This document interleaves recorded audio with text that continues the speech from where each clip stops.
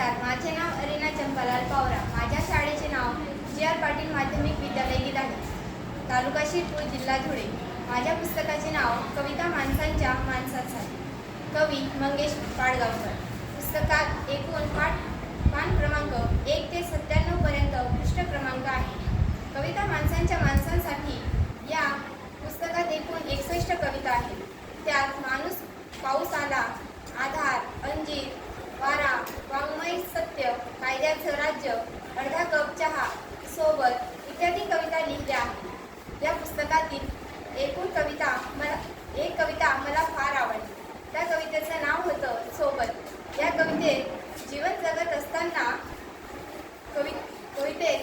असताना बरेच व्यक्ती आपल्याला सोबत असतात. ते आपल्यासोबत जीवनात वाटचाल करत असतात. त्या व्यक्तीचा भास आपल्याला वेळोवेळी होत असतो, परंतु आपल्या जीवनाच्या शेवटी आपल्या सोबत श्वासच असतो, असा संदेश या कवितेतून मिळतो. धन्यवाद.